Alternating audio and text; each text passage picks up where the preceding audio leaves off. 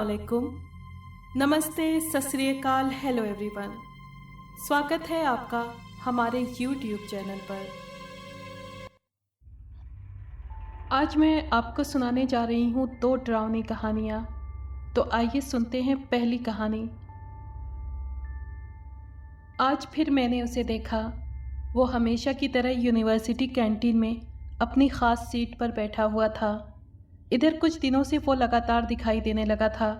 कुछ ही दिनों में उसकी रहस्यमयी शख्सियत यूनिवर्सिटी के हर लड़के के ज़बान पर थी।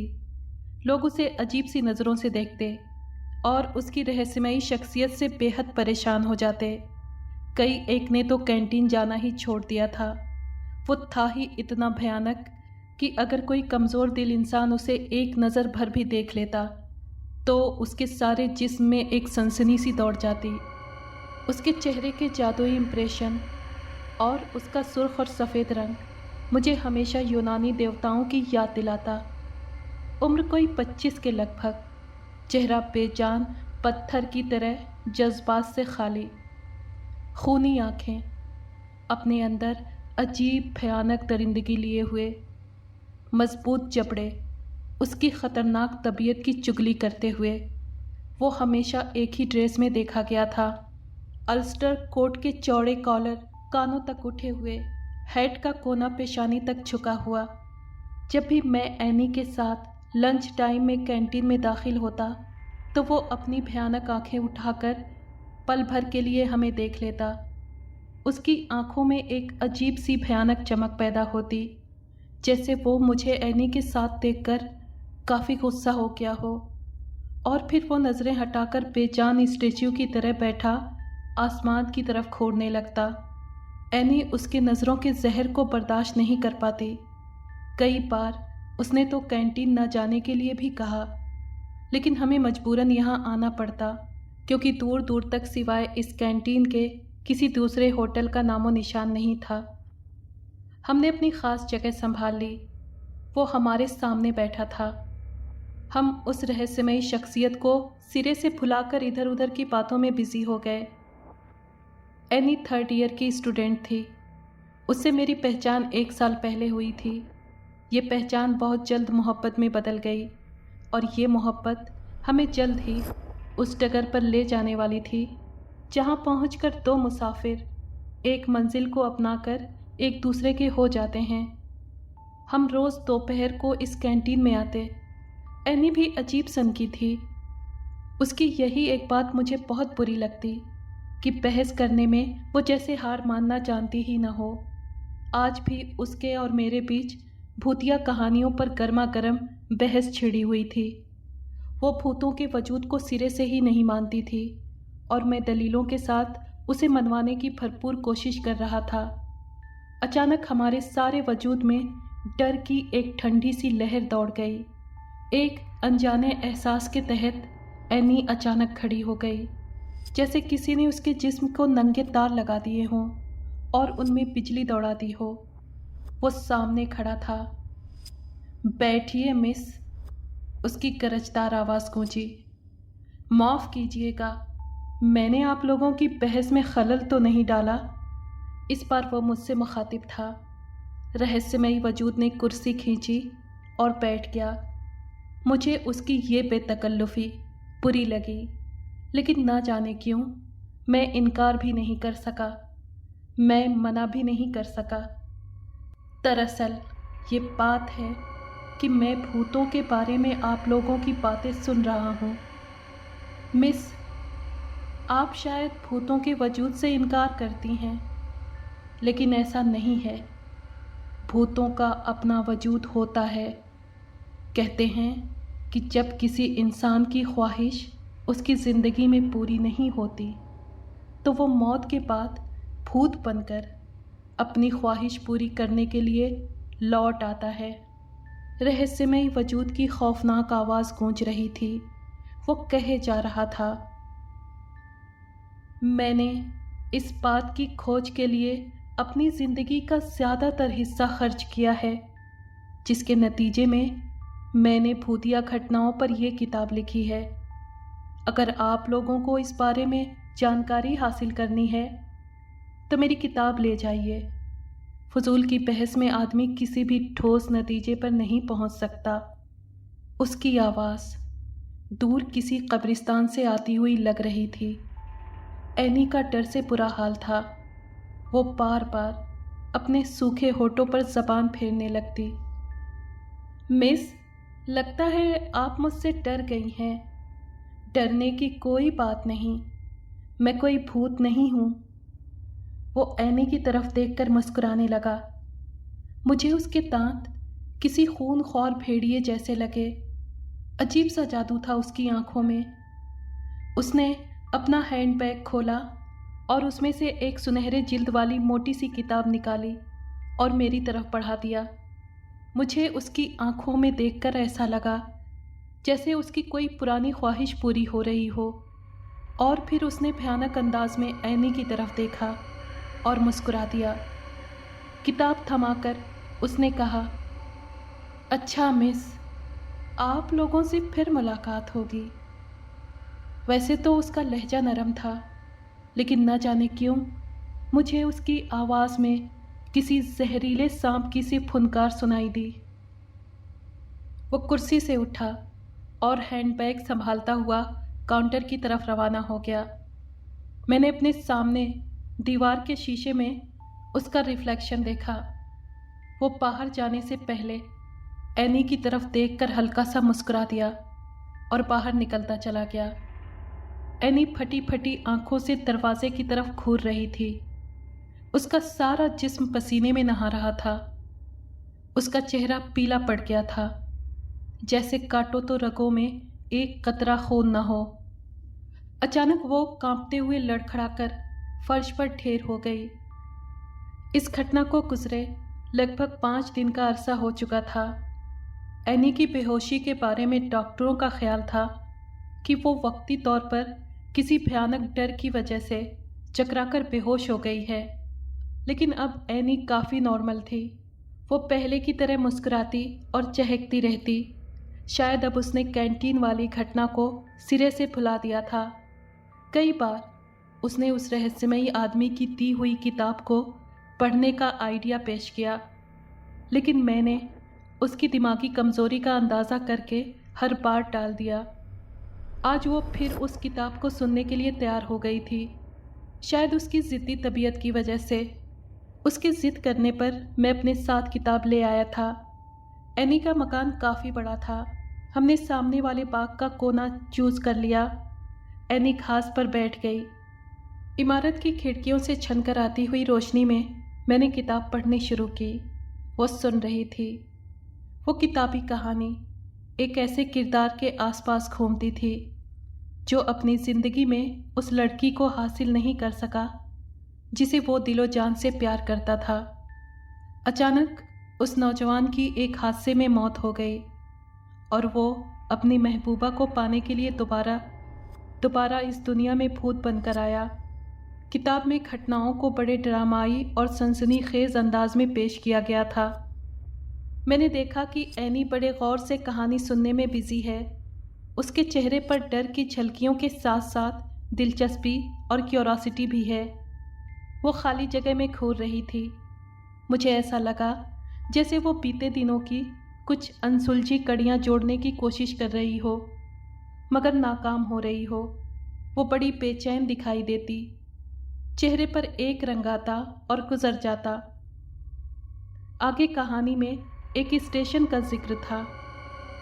इस स्टेशन पर एक छोटा सा कमरा था और उस कमरे में घटाटोप अंधेरा था।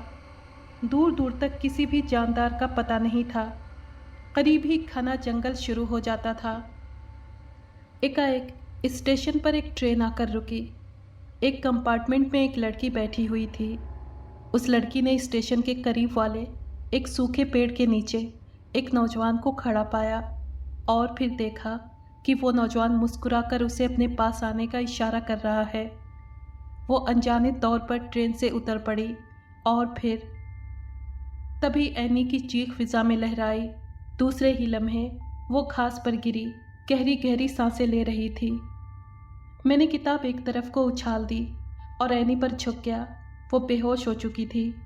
मैंने उसे उठाया और अपने हाथों पर संभाल लिया। फिर उसे बेडरूम के सोफे पर लिटाकर डॉक्टर को फ़ोन किया। शायद उसकी ये बेहोशी किसी गहरे डर का नतीजा थी। एनी की हालत अब बेहतर थी, लेकिन दिन ब दिन वो पतली होती जा रही थी। चेहरे की हड्डियां खौफनाक हद तक उभर आई थीं। आंखें अंदर को धंस गई थीं और उनके चारों तरफ काले घेरे गहरे होते जा रहे थे और उनमें अब पहले जैसा अट्रैक्शन नहीं रह गया था, बल्कि उसकी जगह वीरानी और एक अनजाने डर ने ले ली थी। मैं परेशान था कि आखिर एनी को पहली जैसी हालत में लाने के लिए क्या किया जाए। आखिर एनी उस कहानी से इतना डर क्यों जाती है? उस रहस्यमयी कहानी को सुनकर बेहोश क्यों हो जाती है? आखिर उस कहानी से एनी का क्या ताल्लुक है? मेरी नज़रों में वो रहस्यमयी आदमी घूम गया जिसने हमारी खुशगवार ज़िंदगी में जहर घोल दिया था। कैंटीन के पहले वाले हादसे के बाद वो अजनबी फिर कभी देखा नहीं गया था। लिंक एक्सप्रेस अपनी पूरी रफ्तार से अंधेरे का सीना चीरती हुई मंजिल की तरफ दौड़ रही थी। मैंने साइकाइट्रिस्ट के मशवरे पर एनी को हवा पानी के बदलाव के लिए अपने वतन ले जाने का इरादा कर लिया था। खूब अंधेरे में भयानक जंगल की तरफ भाग रहे थे। अचानक ट्रेन की रफ्तार धीमी होने लगी और तेज़ आवाज़ में ब्रेक चीखे और ट्रेन रुक गई। मैंने खिड़की से बाहर देखा। एक अंधेरा और वीरान स्टेशन था। एक छोटा सा कमरा था जिसमें बिल्कुल अंधेरा छाया हुआ था। दूर दूर तक किसी भी इंसान का साया तक नज़र नहीं आ रहा था। इतने छोटे और वीरान स्टेशन पर ट्रेन रुकने पर मुझे बहुत हैरत हुई। शायद किसी ने जंजीर खींच ली थी। मेरे सामने वाले बर्थ पर एनी लेटी हुई थी। उसका जिस्म बुखार की वजह से तप रहा था। सारा कंपार्टमेंट सूना पड़ा हुआ था। आखिर की बर्थ पर 2 मुसाफिर लेटे हुए थे। तभी एनी की हल्की और कमज़ोर सी आवाज़ उभरी, पानी। मैं पानी लेने के लिए ट्रेन से नीचे उतर पड़ा। सारे स्टेशन पर एक अजीब सा रहस्यमयी सन्नाटा छाया हुआ था, जैसे यहाँ का ज़र्रा ज़र्रा किसी के सोग में खामोशी से मातम कर रहा था। मैंने प्लेटफॉर्म छान मारा, लेकिन पानी का कहीं भी कोई इंतज़ाम नहीं था। मैं परेशान सा वापस अपने कंपार्टमेंट की तरफ बढ़ने लगा। अचानक मेरी नज़र उस खिड़की पर रुकी जहाँ मैं कुछ देर पहले बैठा हुआ था। खिड़की पर शीशा चढ़ा हुआ था और मैंने शीशे के उस पार जो मंजर देखा तो डर से मेरी खिखी बन गई और रीढ़ की हड्डी में जैसे धमाके होने लगे। 6 फीट काले लबादे में लिपटा एक शख्स एनी पर झुका हुआ था।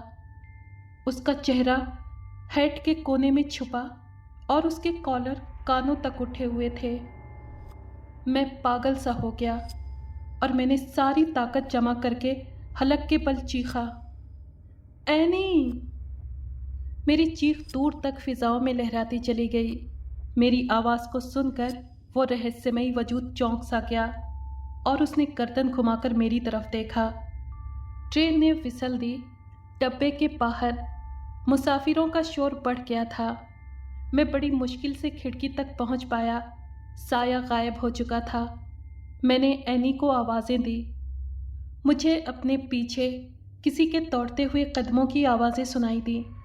दूर जंगलों के भयानक अंधेरे में एक काला वजूद भागा चला जा रहा था। मैं घबराकर कंपार्टमेंट में दाखिल हो गया। एनी की बर्थ खाली थी। ट्रेन चल पड़ी। मैं एनी चिल्लाता हुआ दरवाजे के करीब आया तो देखा कि अंधेरे में एनी उस रहस्यमयी साए के पीछे हिस्टीरियाई अंदाज में चीखते चिल्लाते भागी चली जा रही है। जल्दबाजी में मैं चलती ट्रेन से कूद पड़ा और एनी के पीछे दौड़ने लगा। मुझसे कुछ ही कदम के फासले पर वो भागी चली जा रही थी। तभी मुझको एक जोर की ठोकर लगी। अभी मैं संभल भी नहीं पाया था कि मैंने एनी को उस साए के पीछे एक वीरान खंडहर में गायब होते देखा। ठोकर तेज थी और पांव से खून रिस रहा था। मैं जख्म की परवाह किए बगैर उस वीराने की तरफ दौड़ने लगा। एक तंग से वीरान दरवाजे में दाखिल होकर मैं खंडहर के अंदरूनी हिस्से में पहुंच गया। मैंने अपनी जेब से सिगरेट लाइटर निकाला और जला लिया। खंडहर वीरान पड़ा था। जगह जगह मकड़ियों ने जाले तान लिए थे। ऐसे लगता था जैसे सदियों से यहाँ भयानक आत्माओं ने बसेरा कर रखा हो। मैं आगे बढ़ता गया। अचानक मैंने जो कुछ भी देखा वो किसी भी इंसान के होश उड़ा देने के लिए काफ़ी था।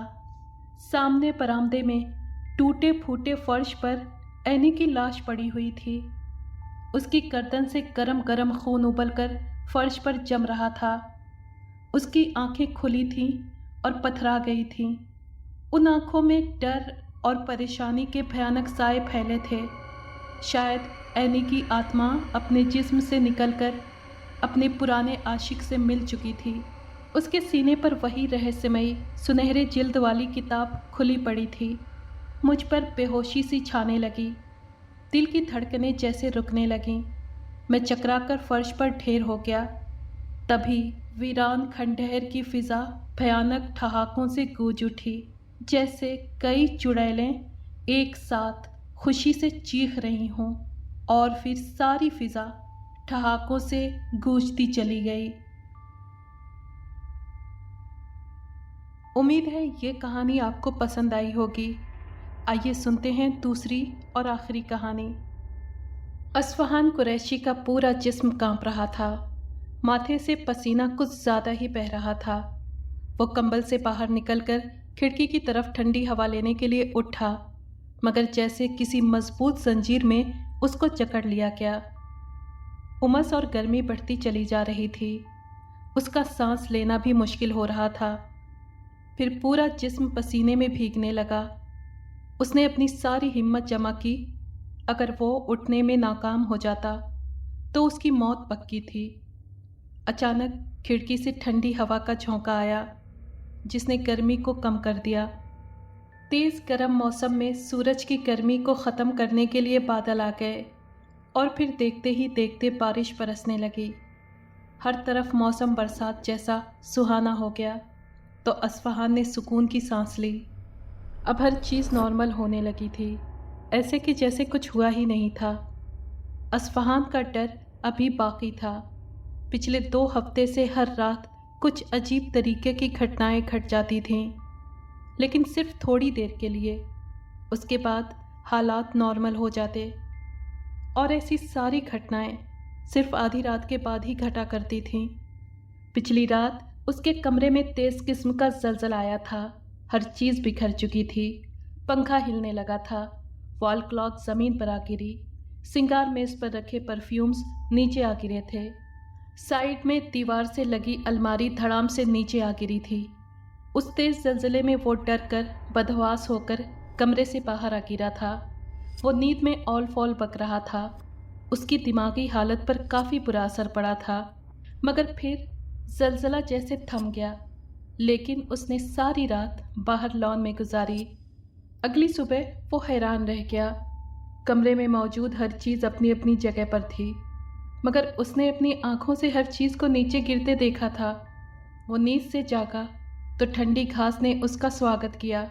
वो रात को ज़लज़ले की वजह से बाहर निकल आया था और लॉन में ही सो गया था।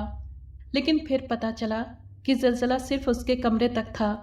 अगर ज़लज़ला आता तो हर कोई महसूस करता। मोहल्ले में किसी एक शख्स ने भी ज़लज़ले की बात नहीं की थी। चक्कर गंभीर था, मगर फिर उसे 2 रात पीछे की अनोखी घटना याद आ गई। वो रात का आखिरी पहर था जब उसे तेज़ सर्दी का एहसास हुआ। वैसे तो वाकई सर्दी थी, मगर इतनी तेज़ ठंड कि कमरे में मौजूद हर चीज़ पर बर्फ़ जमनी शुरू हो गई। लेकिन उस वक्त तेज़ सर्दी में बर्फ़ जमने से वो ठिठुरते हुए काँप रहा था। सर्दी महसूस करने से पहले उसे झटका लगा था, जिससे उसका ब्लड प्रेशर मुतासिर यानी प्रभावित हुआ था। अचानक झटके ने उसके दिल की धड़कन को और तेज़ कर दिया, ऐसे जैसे कि दिल सीने से बाहर निकल पड़ेगा। सर्दी का खौफनाक राज पूरे कमरे में छा रहा था। हीटर पर भी बर्फ़ जमना हैरानी वाली बात थी। बर्फ बढ़ती चली जा रही थी और उसका जिस्म इस बर्फ में छुपता चला जा रहा था। मगर फिर मंजर बदला, हर चीज़ नॉर्मल होने लगी। बर्फ सिरे से गायब थी, जैसे कभी बर्फ थी ही नहीं।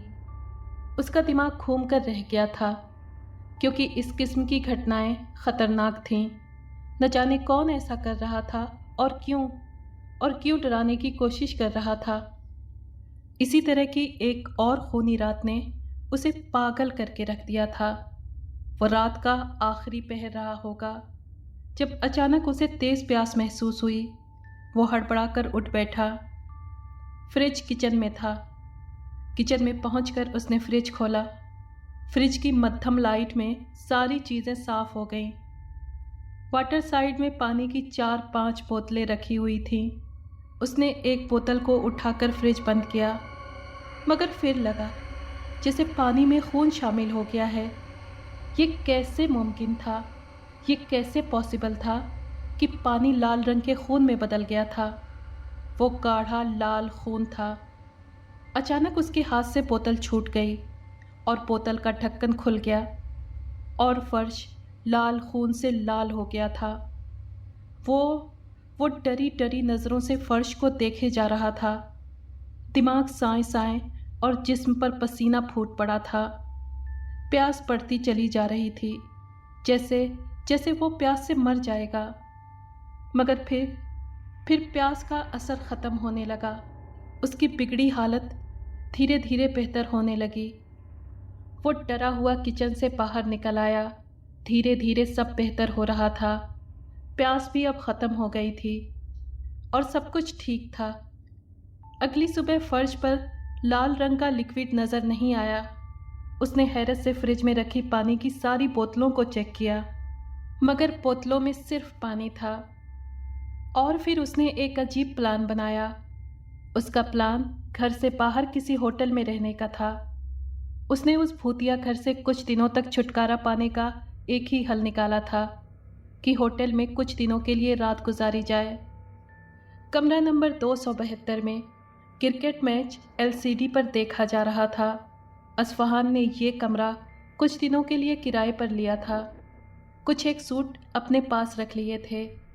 दिन को उस घर में जाना ख़तरनाक नहीं था, मगर रात को वहाँ ठहरना मौत को दावत देना था।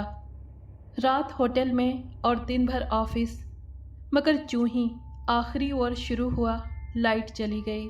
अंधेरा छा गया। मैच अच्छा खासा दिलचस्प हो गया था, मगर उफ, ये लाइट! कमबख्त को अभी जाना था। वो गुस्से से झल्ला उठा। क्रिकेट का दीवाना असफ़हान कुरैशी दिन भर की थकन के बावजूद मैच देखना चाहता था, मगर दिलचस्प सिचुएशन के बीच में लाइट का चले जाना। उसने एफएम ऑन किया, मगर वहाँ सिग्नल ना होने के बराबर। शिट, एफएम पर भी कोई सिग्नल नहीं। वो झल्ला उठा। उसने दूसरे रेडियो स्टेशन चेक किए, करीब करीब सभी बंद थे। उसने दरवाजे के दरार से नीचे देखा, वहाँ रोशनी थी। वो दरवाजे की तरफ बढ़ा। उसने हैंडल घुमाया। बाहर लाइट मौजूद थी। गैलरी में बल्ब जल रहा था। साथ वाले रूम से मैच की कमेंट्री सुनाई दे रही थी। उसने दरवाज़ा खटखटाया। रूम नंबर 273 से एक बूढ़ा आदमी बाहर निकला। सर, मेरे रूम की लाइट नहीं। मैच का क्या हुआ? हम जीत गए बेटा। होटल मैनेजमेंट को फ़ोन करो कि लाइट ठीक करे। Okay uncle. वैसे लाइट गई थी क्या? नहीं तो।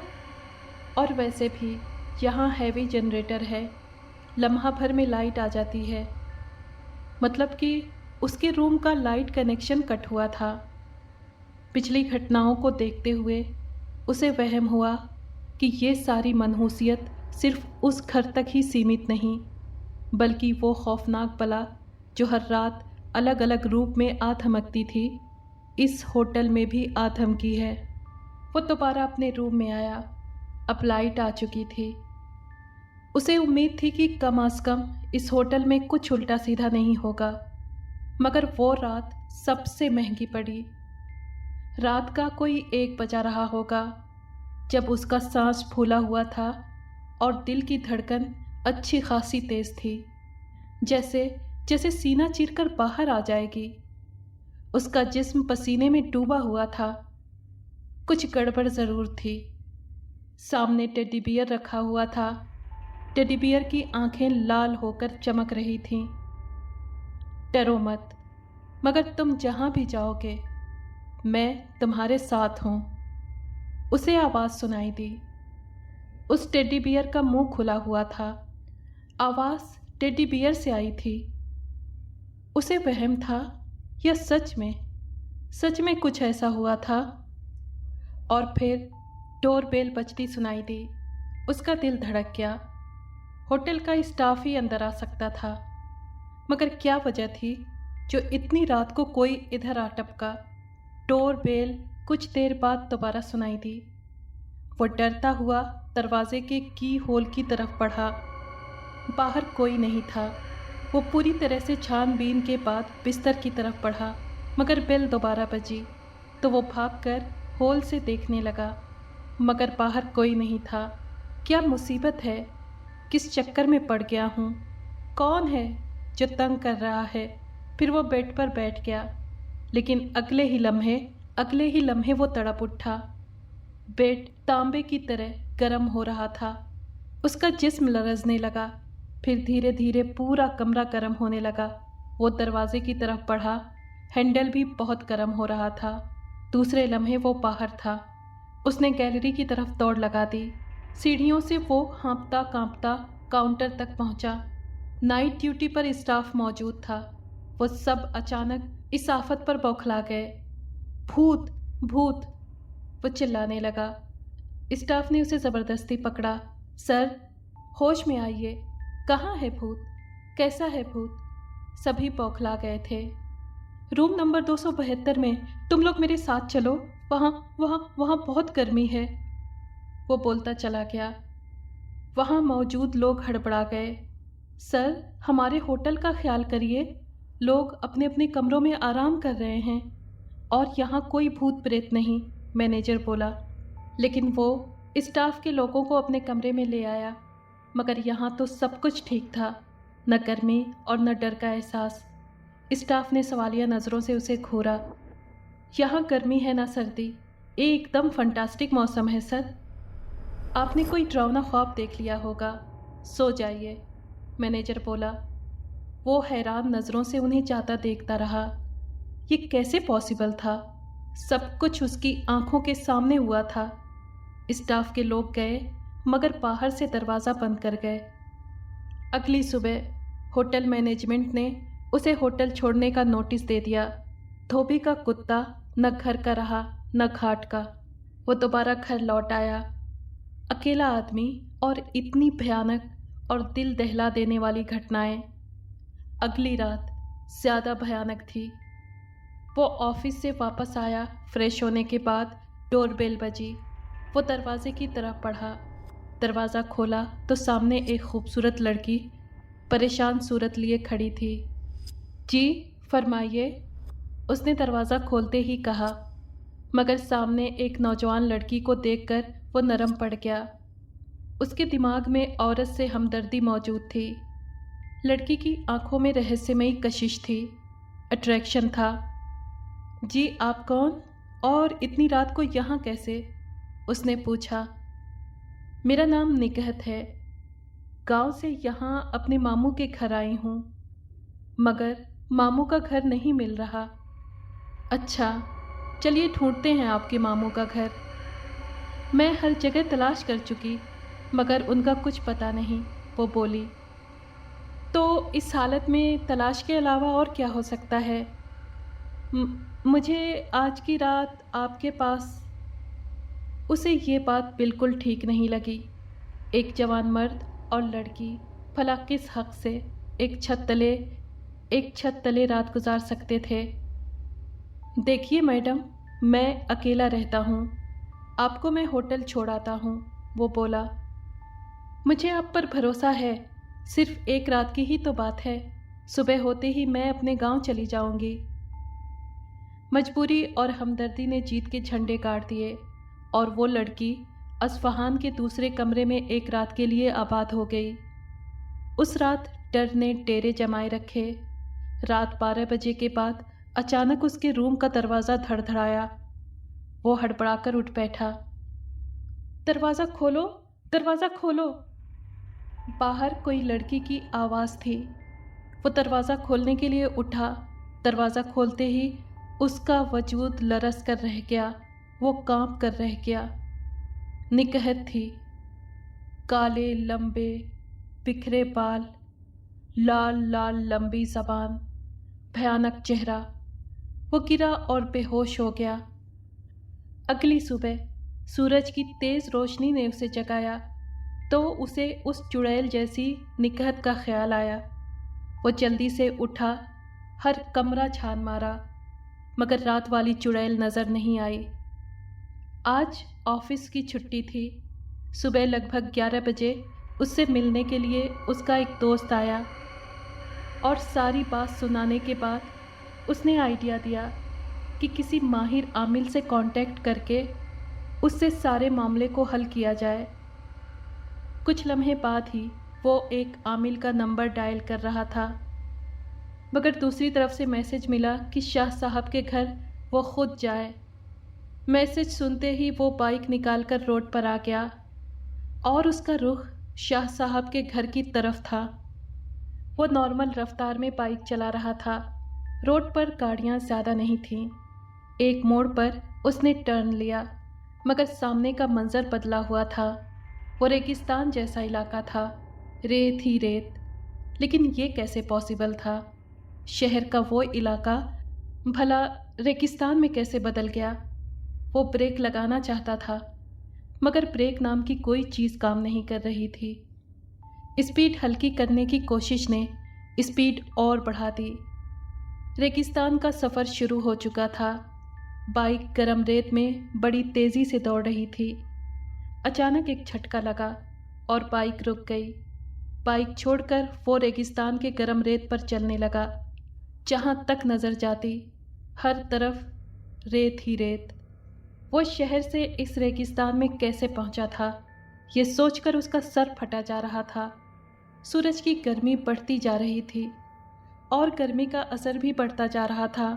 रेत गर्म हो रही थी और प्यास भी बढ़ती जा रही थी। वो दौड़ने लगा। ऊंचे ऊंचे टीलों ने उसे बेहाल कर दिया। प्यास बढ़ती चली जा रही थी। हलक सूखता जा रहा था। तभी उसे दूर एक झरना नज़र आया। वो धोखा था या सच में ज़मीन थी? वो उम्मीद लिए उस तरफ दौड़ने लगा। बहुत नज़दीक जाकर उसे वाकई ज़मीन नज़र आ गई। वहाँ वाकई ठंडे पानी का झरना था। उसने खूब पेट भर कर पानी पिया और फिर अचानक उसे ऊपर वाला याद आया। उसने मदद के लिए दुआ मांगी। पानी पीकर वो फ्रेश हो गया था। उसे वो जगह बहुत पसंद आई, शहर के हंगामों से दूर शांत जगह। फिर अचानक उसकी नज़र दूर एक झोपड़ी पर पड़ी। वो हैरान होकर झोपड़ी की तरफ चल दिया। झोपड़ी के सामने पहुंचकर उसने सोचा कि अंदर चेक किया जाए कि अंदर कोई है कि नहीं है। जब वो अंदर दाखिल हुआ तो वहाँ उसकी नज़र एक बुज़ुर्ग पर पड़ी। बुज़ुर्ग ने उस पर शफ़क़त भरी नज़र डाली, यानी बुज़ुर्ग ने उसे दयालु नज़रों से देखा और बोले, तुम अस्फ़हान कुरैशी हो? शुक्र करो कि बुराई की ताकतें तबाह हो गईं, वरना वो आज तुम्हें ज़िंदा नहीं छोड़ती। बाबा जी, ये बुराई की ताकतें कौन हैं और क्यों मेरा जीना हराम कर दिया है? आखिर मेरा कसूर क्या है और उनका मकसद क्या है? ये क्यों मेरे पीछे पड़ गई हैं? अस्फ़हान ने पूछा। कभी कभी बेकसूर आदमी भी उनके गुस्से का शिकार हो जाता है। तुमने भूतिया घर में मौजूद चीज़ को तंग किया, तुम्हें पता तक नहीं चला। जिस घर में तुम रहते हो वो भूतिया है। सालों से वहाँ कोई नहीं गया, तभी वहाँ नज़र न आने वाली चीज़ों ने डेरा जमा लिया। वो घर एक लंबे अरसे से खाली पड़ा था। और ये सच है कि कोई मकान एक लंबे अरसे तक खाली पड़ा रहता है तो उसमें अनदेखी चीज़ें अपना बसेरा कर लेती हैं। इसीलिए कहा गया है कि ऐसे किसी मकान को लंबे अरसे तक खाली ना छोड़ा जाए, बल्कि उसकी कोई न कोई देखभाल करता रहे। और शाम के वक्त खाली मकान में चिराग ज़रूर जलाना चाहिए। ऐसी हालत में अनदेखी ताकतें उस जगह से दूर रहती हैं।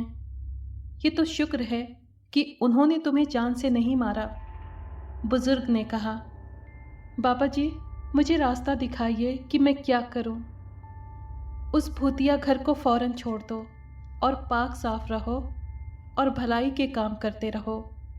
ठीक है बाबा जी, लेकिन मैं जहाँ जाता हूँ वो मेरे साथ आ धमकती है। अब ऐसा नहीं होगा। एक ख़ास अमल के तहत वो चीज़ तुम्हारा पीछा छोड़ देंगी। वो अमल मैं करूँगा, तुम फिक्र ना करो। ये बोलकर बुजुर्ग चुप हो गए। आपसे वादा करता हूँ कि आपने जो भी कहा है मैं उस पर अमल करूँगा, अस्फ़हान बोला। और फिर मंजर बदला तो वो अपने घर में अपने बिस्तर पर मौजूद था। फिर वो चौंक गया और जल्द से जल्द उसने अपना सामान समेटा और उस घर को छोड़ दिया। वो अपने आप में बहुत ज़्यादा दिली सुकून महसूस कर रहा था। अगर आपको ये कहानी पसंद आई है तो प्लीज़ लाइक और शेयर करें और कमेंट बॉक्स में अपनी राय का इजहार कीजिए। अगर आपने हमारे चैनल को अभी तक सब्सक्राइब नहीं किया है तो प्लीज़ सब्सक्राइब कर लें और बेल आइकन को प्रेस कर दें ताकि आने वाली हर कहानी का नोटिफिकेशन आपको मिल सके। शुक्रिया।